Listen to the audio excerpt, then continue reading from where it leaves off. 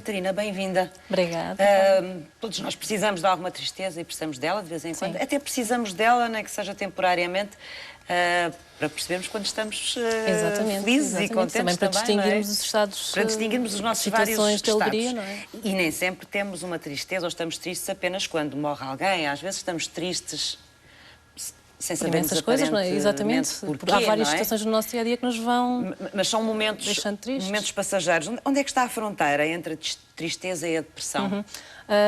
Essencialmente, a fronteira nem sempre é fácil de se conseguir traçar e distinguir, não é? Mas, essencialmente, está aqui relacionado com a questão temporal, não é? Um estado de tristeza prolongado que vai permanecendo, que se vai agravando inclusivamente, não é? Nós aí começamos a dizer que é uma tristeza patológica e possivelmente começamos aqui a apontar para a existência de uma depressão. Portanto, o tempo depende também de cada pessoa, Exato. imagino. Sim, não é? claro que sim. Claro Porque que sim. há pessoas que têm um caráter depressivo a Mais vida toda, não é? sim. Por aquilo que me estava a dizer ali o Paulo. Mas há pessoas que não o demonstram. E esses que não o demonstram, como é que se chega lá?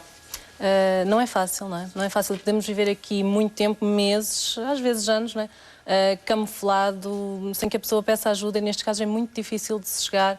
Eventualmente aqui os familiares das pessoas mais próximas que se consigam perceber, não é? Por conhecer a pessoa, por lidar com ela diariamente e que se apercebam que realmente há qualquer coisa aqui no comportamento da pessoa, na emoção da pessoa, nas emoções da pessoa. Ou seja, nem toda a gente que está com depressão deixa de funcionar, digamos assim, ou... Não deixa de funcionar na totalidade, não é? Isto também tem que ver com o grau, a severidade... Há quem deixe de conseguir ter capacidade no dia-a-dia. Exatamente, é quando a depressão se torna incapacitante, não é? Mas... Incapacitante, precisamente. Exatamente. Mas há pessoas que vivem em depressão que se mantêm funcionais. Mantêm-se a funcionar. Sim. Conseguem ir mantendo aqui o posto de trabalho, desempenharam funções relativamente bem ou aproximado daquilo que faziam, conseguem manter aqui um padrão familiar minimamente equilibrado e por dentro com um sofrimento atroz, não é? Portanto, vamos aqui aguentando, vamos gerindo durante algum tempo, algumas pessoas com maior ou menor capacidade, não é? Mas vai-se conseguindo... O que é que nos faz esconder esses sintomas, esses sinais? O estigma. O sentirmos que estamos a dar um sinal de fraqueza? O quê? Sim, é esse sinal de fraqueza. E aqui o estigma, o que é que as outras pessoas vão pensar, não é? O que é que as pessoas no meu trabalho vão pensar? Aliás, as pessoas às vezes procuram as consultas afastadas do posto de trabalho exatamente por causa disto, para não terem que se cruzar com ninguém. Procuram às vezes fora do contexto de trabalho, porque às vezes os próprios serviços oferecem ou disponibilizam, digamos assim, os serviços de psicologia ou psiquiatria, seja o que for, não é? Mas as pessoas preferem procurar fora exatamente por este estigma. Não é? O que é que as outras pessoas vão pensar? Eu não posso dar sinais de fraqueza, não é? Portanto, isto vai afetar a minha imagem. É essencialmente por aí. Quem é que me quer falar sobre isto? A Catarina, o Paulo, um de cada vez, como quiserem. Às vezes nós conseguimos associar também aqui um bocadinho a fases de transição da nossa vida. Por exemplo, aqui quando nós passamos à reforma... Causa muita pressão, não é? Exatamente.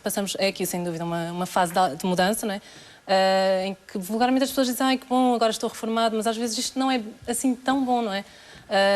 Há uma mudança aqui nas nossas rotinas, muitas pessoas sentem-se um bocadinho desvalorizados, não é? Colocados de parte, já não sou útil. Portanto, isto começa aqui a causar internamente, não é? Aqui algum conflito, não é?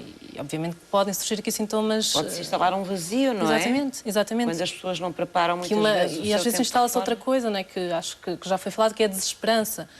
Que é diferente de desespero. A desesperança que é esta falta de esperança no futuro, não é? Que é aqui um dos sintomas graves, não é? E que pode realmente depois terminar aqui com suicídio, a consequência mais grave.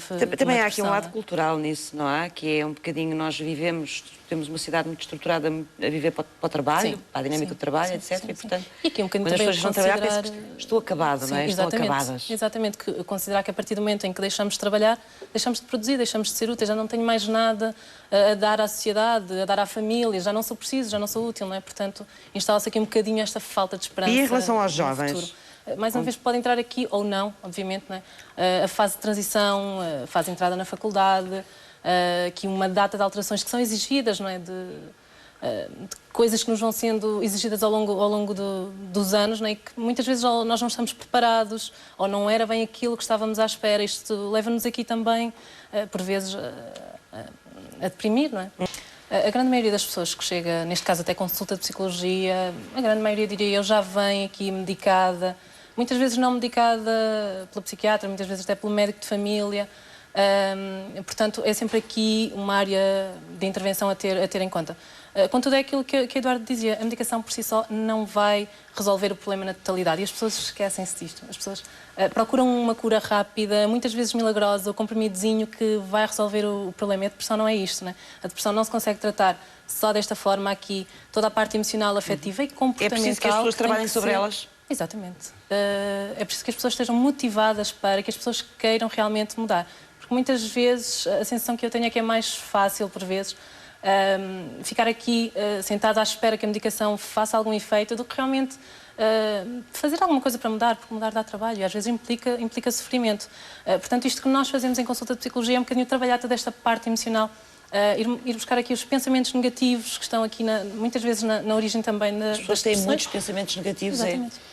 Exatamente, que passam aqui pela própria valorização da pessoa, eu não valho nada, eu já não consigo fazer as coisas, ou ninguém gosta de mim, ou seja lá o que for, uma data de pensamentos negativos que estão aqui na base desta depressão e que nós temos que primeiro identificar. Há muita falta de confiança, é? Sim. Falta de autoestima? Sim, nós primeiro temos que identificar, segundo temos que trabalhar, temos que alterar por pensamentos mais funcionais e a par disto, obviamente, temos que trabalhar também a parte comportamental do fazer alguma coisa, sair de casa, se for o caso, tornar-se mais funcional no seu dia-a-dia. Portanto, é este trabalho... Como é que se tornam estas pessoas mais robustas? Aqui, através deste trabalho emocional, todos estes pensamentos que vão sendo trabalhados, do fortalecimento da autoestima, da nossa autossegurança, o nosso autoconceito. Portanto, nós vamos aqui capacitando as pessoas a vários níveis, obviamente, aqui em paralelo, se for possível, não é, com a medicação, se bem que há muitas pessoas também que acontece o contrário, recusam a toma da medicação, não é? Portanto, sempre que possível... Que não querem, até procuram outras coisas. Sim, muitas pessoas também recusam a medicação e por vezes eu própria digo, ok, vamos tentar aqui numa fase inicial, dependendo dos graus de severidade dos sintomas também, tentar sem medicação, mas se virmos a determinado momento que a medicação é efetivamente aqui um aliado de peso, pronto, eu própria faço esse encaminhamento, não é? Para procurar aqui também Sim, esse trabalho é um trabalho conjunto. Palavra, António. Esse trabalho é um trabalho, sobretudo, de conversa com o paciente ou é mais do que isso? É mais do que isso. Por exemplo? Não é? Se nós ficaríamos aqui num café, numa esplanada, a conversar. É trabalhar efetivamente competências, é trabalhar resiliência, por exemplo, é trabalhar a nossa autoestima, é mudar comportamento, mudar a forma como pensamos, sobretudo esta parte de mudar a forma como pensamos, esta reestruturação cognitiva. As pessoas têm que exercitar coisas? Sim. Eu mando TPC para casa. Por exemplo, coisas tão simples como, e às vezes brinco um bocadinho com isto na consulta seguinte, então, o TPC conseguiu fazer, portanto, coisas tão simples às vezes como uma lista de coisas positivas e uma lista de coisas negativas acerca de mim. E se calhar Eduardo iria admirar se lhe disser que a lista de coisas negativas é enorme. Exato. E a lista de coisas positivas é muito pequenina. As pessoas têm muita dificuldade em reconhecer as coisas que têm de bom, as coisas que fazem bem, não é? As suas características positivas. Portanto, às vezes coisas tão simples como isto, depois obviamente todo este trabalho de reestruturação cognitiva que é um bocadinho já mais exigente, não é? Que é o de identificar pensamento negativo, qual é a emoção associada, e depois, a partir daí, questioná-lo. Mas isso são situações, muitas vezes, que vêm vêm logo da infância, portanto, de crescerem sem autoestima, ou as pessoas também foram, ao longo da vida delas, por várias circunstâncias e em várias situações, perdendo essa autoestima, essa energia boa? Pode acontecer as duas coisas. Pode vir já desde a infância, não é? Se nós crescermos a ouvir que realmente não temos valor, ou que somos feios, ou uma data de coisas, não é? Pelos nossos pais, pelos nossos amigos, pelas pessoas que nos rodeiam, nós vamos efetivamente crescer a acreditar que não temos valor, não é? Portanto, há aqui uma grande probabilidade de desenvolvermos uma autoestima muito baixa, não é? Se, pelo contrário, crescermos aqui a ouvir que somos bons, que temos valor naquilo que fazemos, provavelmente tornamos-nos pessoas mais seguras. Depois, obviamente, que as circunstâncias da vida, aqueles momentos de adversidade que nós falávamos, o ficar sem emprego, ou o simples não conseguir trabalho, né? Atualmente é algo que acontece com frequência. Claro. Portanto, isto já pode propiciar aqui o desenvolvimento de alguns sintomas depressivos. Prolongados, não é? Se eu experimentar... Há uma tendência a reagir da mesma forma perante a adversidade. Ou seja, quando isto me surgir novamente, se estas questões não forem trabalhadas, não é? Há aqui um risco acrescido de que a minha forma de lidar com a circunstância seja idêntica, não é? Daí a recaída. Mesmo nessa